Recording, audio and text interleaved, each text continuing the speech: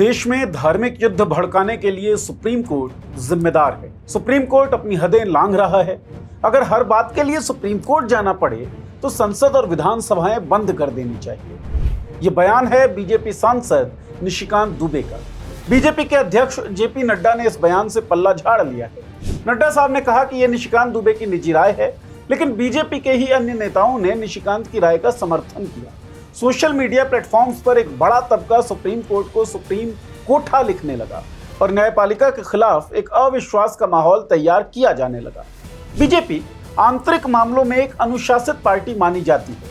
Party की line से इतर बयान देने वाले नेता आपको बहुत कम मिलेंगे। सुप्रीम लीडर और पार्टी की मर्जी के बिना नेताओं का बयान देना बीजेपी के कॉन्टेक्स्ट में स्वाभाविक नहीं है। ऐसे में क्या बीजेपी के अंदर अनुशासन खत्म हो गया है?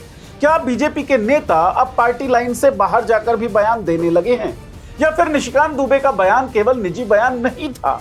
हमें सोचना होगा, ये संयोग है या प्रयोग? जी नहीं, ये संयोग नहीं, ये एक प्रयोग है। पहले जगदीप धनखड़ ने सुप्रीम कोर्ट की आलोचना की, उसके बाद निशिकांत दुबे ने सुप्रीम कोर्ट की आलोचना की और फिर सोशल मीडिया प्लेटफॉर्म्स पर सुप्रीम कोर्ट के खिलाफ माहौल बनने लगा। उपराष्ट्रपति और सांसद से लेकर ट्रोल आर्मी तक सुप्रीम कोर्ट के पीछे लग क्यों गई? सुप्रीम कोर्ट के खिलाफ बनाए जा रहे इस माहौल के पीछे संवैधानिक अधिकारों पर हमले की साजिश तो नहीं? इन सब सवालों के जवाब न्यूज दैट मैटर्स के इस एपिसोड में।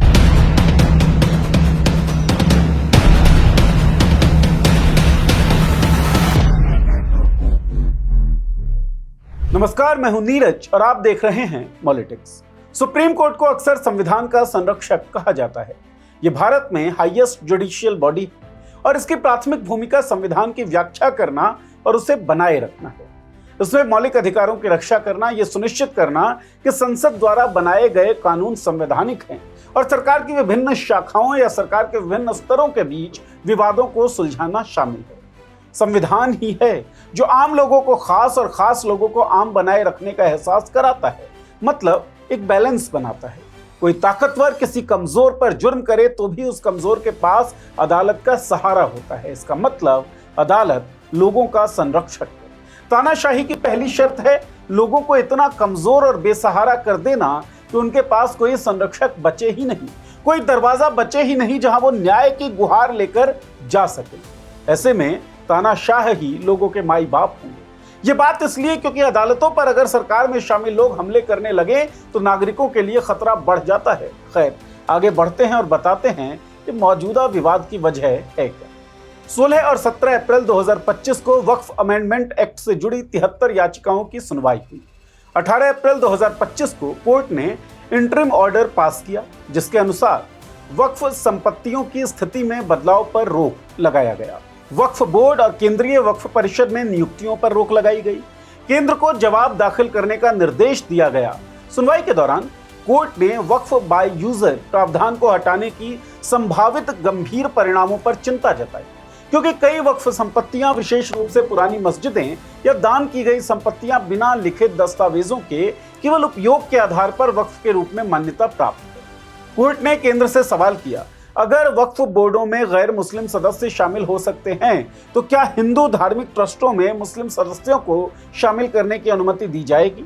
कोर्ट ने एक्ट के कुछ प्रावधानों, जैसे कि वक्फ संपत्तियों के विवाद में कलेक्टर की भूमिका पर भी सवाल उठाए, क्योंकि ये पक्षपातपूर्ण हो सकता है। 10 दिनों पहले 8 अप्रैल को सुप्रीम कोर्ट ने तमिलनाडु में गवर्नर के द्वारा चुनी हुई सरकार के बिलों को रोके जाने के मामले में फैसला सुनाया और कहा कि सरकार के 10 जरूरी बिलों को राज्यपाल की ओर से रोका जाना अवैध था। कोर्ट ने कहा कि गवर्नर की यह मनमानी कानून के नजरिए से सही नहीं थी। इसके अलावा सुप्रीम कोर्ट ने राज्यपालों के लिए बिल पर काम करने की टाइमलाइन भी तय कर दी। कोर्ट ने कहा, यदि राज्यपाल किसी बिल को अस्वीकार करता है या उसे राष्ट्रपति के विचार के लिए भेजता है तो ये बिल प्रस्तुत होने के 3 महीने के भीतर करना होगा। यदि राज्य विधानसभा उसी बिल को दोबारा पारित करके फिर से प्रस्तुत करती है तो राज्यपाल को तुरंत या अधिकतम 1 महीने के भीतर सहमति देनी है। सुप्रीम कोर्ट ने समय सीमा का ये नियम सेंट्रल गवर्नमेंट तक, राष्ट्रपति तक भी बढ़ाया और कहा, राष्ट्रपति को राज्यपाल द्वारा भेजे गए बिल पर 3 महीने के भीतर निर्णय लेना होगा। यदि इस अवधि से अधिक देरी होती है तो राष्ट्रपति कार्यालय को संबंधित राज्य को कारण बताना होगा कि किस वजह से देरी हुई है। इन दो निर्णयों से निशिकांत दुबे क्रोधित हो गए और कहा कि सुप्रीम कोर्ट देश में धार्मिक युद्ध भड़का रही है। संजीव खन्ना गृह युद्धों के लिए जिम्मेदार हैं। सुप्रीम कोर्ट अपॉइंटिंग अथॉरिटीज को निर्देशित कैसे कर सकती है? लेकिन क्या निशिकांत दुबे पहले व्यक्ति हैं जो हाल फिलहाल में सुप्रीम कोर्ट के खिलाफ बयान दे रहे हैं? जी नहीं। तमिलनाडु वाले मामले में फैसले के बाद उपराष्ट्रपति जगदीप धनखड़ ने भी सुप्रीम कोर्ट को आड़े हाथों लिया था और कहा था कि सुप्रीम कोर्ट द्वारा राष्ट्रपति या राज्यपालों के लिए समय सीमा तय करना जुडिशियल ओवररीच का मामला है। धनखड़ ने अनुच्छेद 142 की तुलना लोकतांत्रिक ताकतों के खिलाफ न्यायपालिका के पास मौजूद परमाणु मिसाइल से की। अनुच्छेद 142 सुप्रीम कोर्ट को अधिकार देता है कि सुप्रीम कोर्ट कंप्लीट जस्टिस के लिए आधिकारिक आदेश जारी कर सकती है। ये एक एक्स्ट्रा ऑर्डिनरी रेमेडी जैसा था। उन जगहों पर न्याय देता था जहां साधारण परिस्थितियों में न्याय की उम्मीद नहीं होती थी। अनुच्छेद 142 ही दरअसल सुप्रीम कोर्ट को संविधान के संरक्षक के रूप में स्टैब्लिश करता है।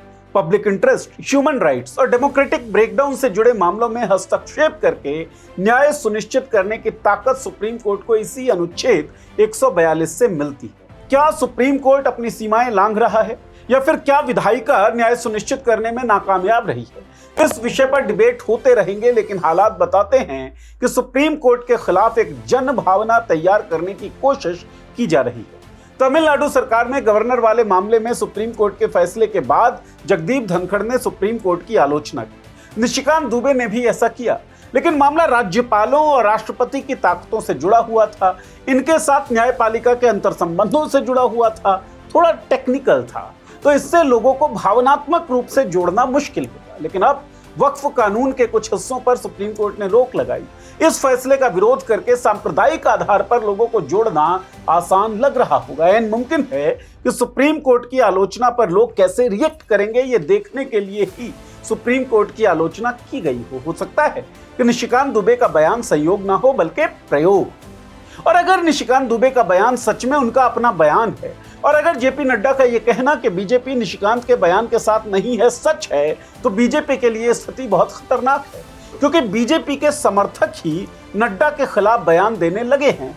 अगर जो जेपी नड्डा कह रहे हैं वो सही है, तो इसका मतलब ये हुआ कि बीजेपी ने जो भस्मासुर तैयार किए वो भस्मासुर अब बीजेपी के सिर पर ही हाथ रखने को तैयार है। खैर, इस पूरे विवाद में सबसे बड़ा सवाल ये कि देश का सुप्रीम कौन है।